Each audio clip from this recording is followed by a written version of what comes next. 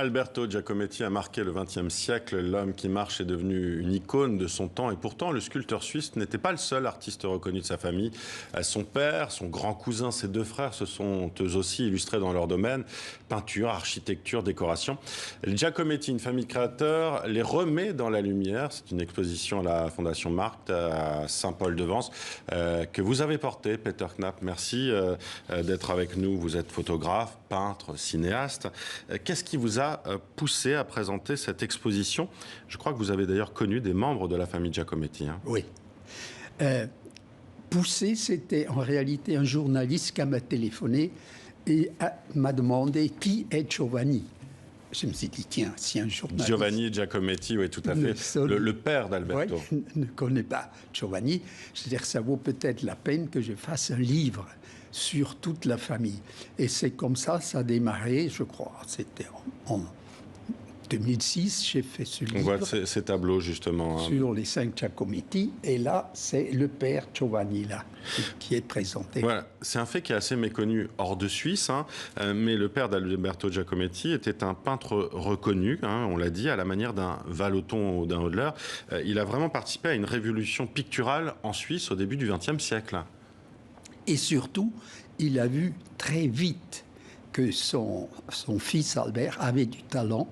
Vous savez, parce que en musique, il y a Mozart qui joue à 8 ans, en échecs, il y a un champion du monde à 12 ans, en peinture, il n'y a pas de génie. C'est-à-dire il faut les éduquer.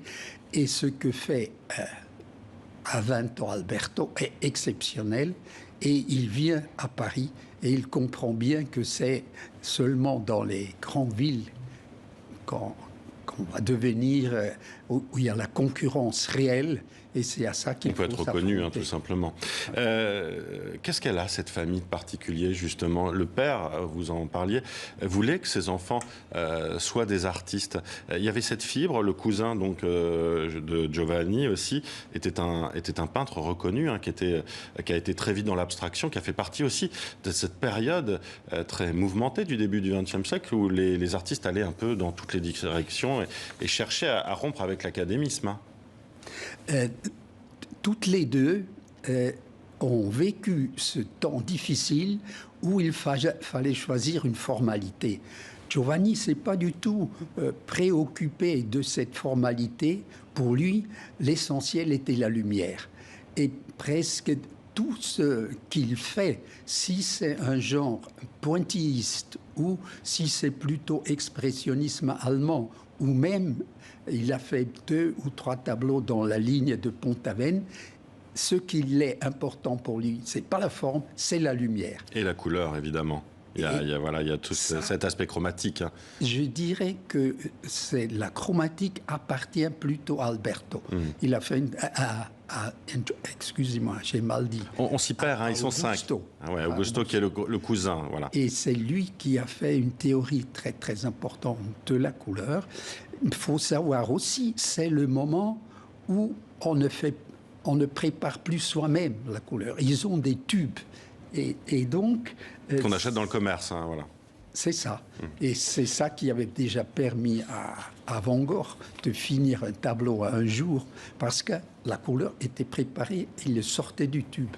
Bon, alors, moi, il y a une question que je me suis posée. Il n'y a que des hommes artistes dans cette famille et les femmes, alors pourquoi pas elle? Il y avait une sœur qui était bien aimée, mais l'éducation suisse, sans doute, à ce moment, n'était pas encore